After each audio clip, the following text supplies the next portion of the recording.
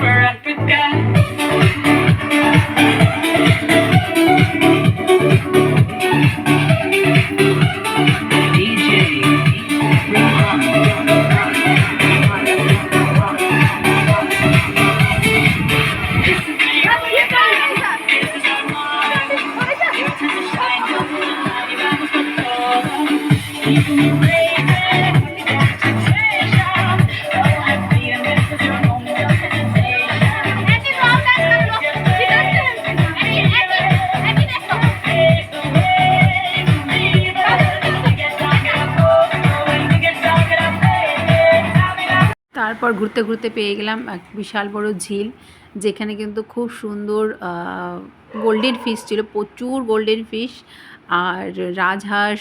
আর কাশ্মীরে যেমন বোট সাজানো থাকে ফুল দিয়ে, ঠিক ওরকমই অনেকগুলো বোট সাজানো। ওখানে বোটিংও ছিল, আমরা কিন্তু বোটিংও করেছিলাম। এই দেখো গোল্ডেন ফিশগুলো, এই ঝিলের মধ্যে ছিল প্রচুর গোল্ডেন ফিশ, প্রচুর গোল্ডেন ফিশ ছিল। রাজহাঁস ছিল, রাজহাঁসগুলো বেশ জলের মধ্যে সাঁতার কাটছিল, খুব ভালো লাগছিলো। দেখো গোল্ডেন ফিশগুলো, এত সুন্দর গোল্ডেন ফিশগুলো, সব এক ঝাঁক হয়ে থাকে এক জায়গায় গোল্ডেন ফিশগুলো। তারপর আমরা উঠে গেলাম বোটিং করতে। দেখো বোটটা খুব সুন্দর ফুল দিয়ে সাজানো, কাশ্মীরে যেরকম বোট সাজানো থাকে ঠিক ওরকম লাগছিল। তো হ্যাপিল্যান্ডের জায়গাগুলো এত সুন্দর ছিল যে একটু মনে হচ্ছিলো ফিল্মি শ্যুটিং করি। তো একটু শ্যুটিং করলাম, একটু জলওয়া দেখালাম। ফ্যাশন কা হ্যায় ইয়ে জলওয়া, জলওয়া ফ্যাশন কা হ্যায় ইয়ে জলওয়া। তো এরপরে আরেকটু সুন্দর জায়গা আছে যেখানে আমিও একটু ফিল্মি শ্যুটিং করেছিলাম, খুবই ভালো লাগছিলো। সত্যি ফিল্মি এত সুন্দর জায়গাগুলো, এত সুন্দর জায়গাগুলো।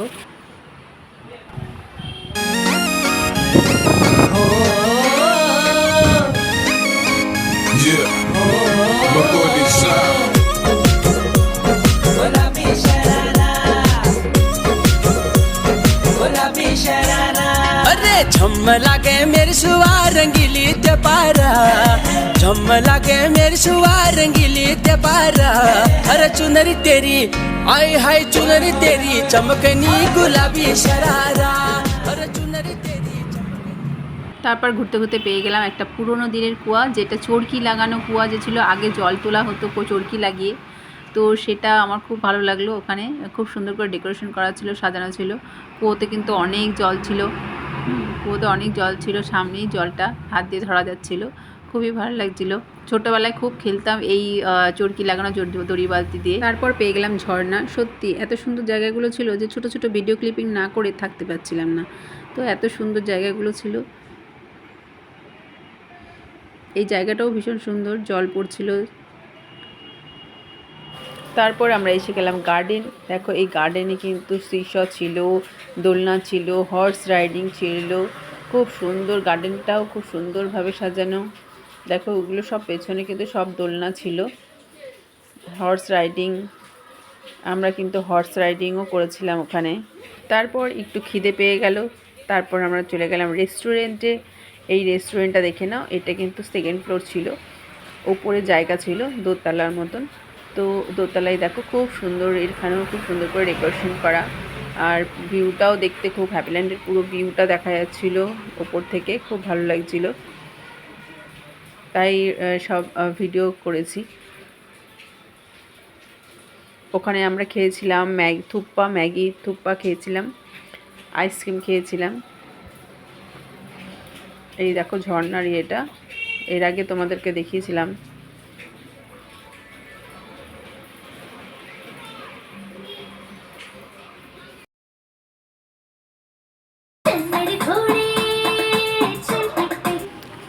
এরপর ফ্রক পরে উঠে পড়লাম ঘোড়ার পিঠে। তো ঘোড়ার পিঠে ওঠার পর আমার কেমন এক্সপিরিয়েন্স হয়েছে সেটা তোমাদের সঙ্গে শেয়ার করছি। ঘোড়ার পিঠে ওঠার পর প্রথমে তো আমার একটু ভয় লাগছিলো, কিছুটা যাওয়ার পর বেশ ভয় লাগছিলো, শক্ত করে ধরেছিলাম। হ্যাঁ, তারপর হঠাৎ করে আমার মনে পড়ে গেল ঝাঁসি রানী লক্ষ্মীবাইয়ের কথা, যে তখন আমি বললাম উনিও তো একজন নারী ছিলেন, কিভাবে ঘোড়ায় চেপে পেছনে তার সন্তানকে বেঁধে নিয়ে হাতে তরোয়াল নিয়ে কিভাবে ফিরিঙ্গিদের সঙ্গে লড়াই করে নিজের রাজ্যকে বাঁচিয়েছিল। তো হঠাৎ করে তার কথা মনে পড়ে আমার ভেতরে একটা সাহস এসে গেল। তো ভয়টা কেটে গেল, চলছিলাম। তারপর কিছুক্ষণ পর যেতে যেতে মনে পড়লো, लकड़ी के काठी काठी पे घोड़ा घोड़े के दुम पे जो मारा हथौड़ा दौड़ा दौड़ा दौड़ा दौड़ा दुम उठा के दौड़ा। তাই ভাবছিলাম এখন যদি ঘোড়ার যদি খেপে যায় আর জোরে যদি রেস করে, ভাবছিলাম আমি যে কী করবো, আর আমার কে বাঁচাবে? না আসবে অমিতাভ বচ্চন, না আসবে ধর্মেন্দ্র, আমার বর তো কোনোটাই না, এইবার তো মুশকিল। তো ঘোড়ার পিঠে চেপে চেপে আমার এরকম একটা মনে হচ্ছিল, অনেক রকম কথা মনে আসছিল। তো যাই হোক, তখন মনে হচ্ছিল যদি আমি এই কলিযুগের ঝাঁসি রানী হয়ে গেলাম, ফ্রক পরে ঘোড়ায় পিঠে, খালি মাথায় পাগড়িটা ছিল না, আর ছিল না হাতে তরোয়াল। যদি ওগুলো থাকতো আমি ঝাঁসি রানীর একটাও করে ফেলতাম। তো বেশ ভালোই লাগছিল ঘোড়ার পিঠে চাপার পর। অনেকটাই ঘোড়ার পিঠে ঘুরলাম, ঘুরতে ঘুরতে পুরোটাই অনেকটা ঘুরিয়েছিল ওই ঘোড়া। যে দাদা যে আছে, যে ঘোড়াটাকে চালাচ্ছিল, যে অনেকক্ষণ আমাকে চড়ালো, অনেকটা ঘুরেছিলাম, তো অনেকটা গল্প হলাম। তো ঘোড়া কিন্তু আমাকেও মানে আমার পেছনে পড়েছিল, মানে ভীষণ জোরে রেস করছিল, আর ঘোড়া আমার পেছনে দেখে আমি এত স্পিডে দৌড়েছিলাম মানে কিছুক্ষণ যেন পুরো ভয় পেয়ে গেছিলাম, মানে যেন মানে কী হয়ে গেছে, পেছনে আমার ঘোড়া ছুটেছিল, কিন্তু আমাকে কিন্তু ঘোড়া প্রচণ্ডভাবে রেস করেছিল আমার পেছনে। তো এভাবে করে ঘোড়ায় চড়লাম, এক্সপিরিয়েন্সটা আমার এরকম হচ্ছিল, সত্যি তাই পুরো ঝাঁসি রানী মনে হচ্ছিল।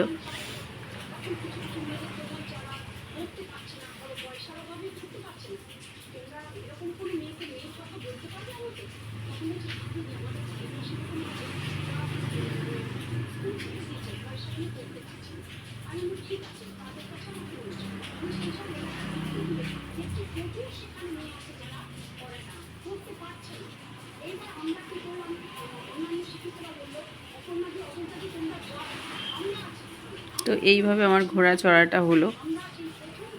তারপর পেয়ে গেলাম বাঁশ গাছের বাগান, খুব সুন্দর লাগছিল, দেখো কি সুন্দর সাজানো বাঁশ গাছ দিয়ে।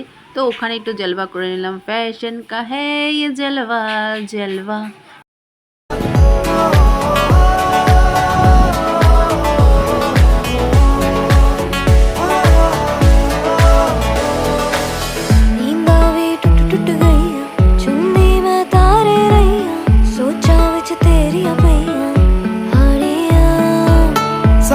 सारी रात जगावे यादां नू जिक्र तेरावे, आए क्यों ना आए सुभावे हानियां तेरी होके मरा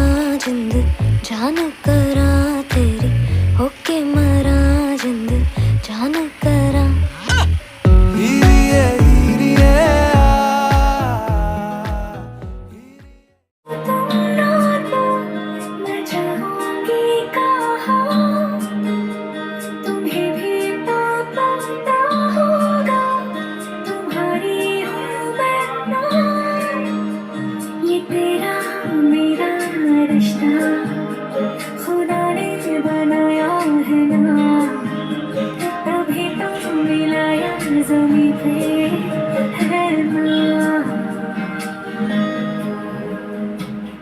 मुझे तुझ में बना देना।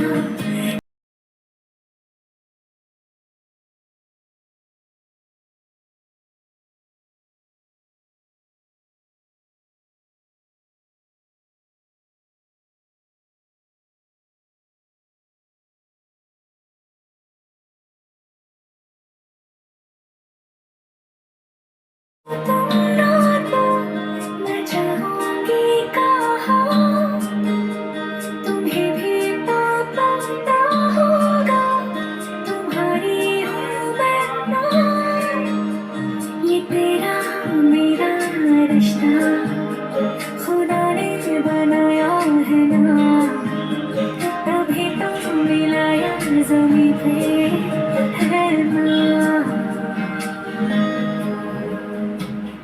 मुझे तुझ में बना देना, तेरे जैसा बना देना, खो जाऊं कहीं जो मैं, मुझे ढूंढ तुला देना। मुझे तुझ में बना देना, तेरे जैसा बना देना। তারপর আমরা ওখান থেকে রওনা দিলাম বাড়ির উদ্দেশ্যে। তখন বাজে 5টা। আমরা কিন্তু পাক্কা 7টার সময় বাড়ি পৌঁছে গেছিলাম। টাটা।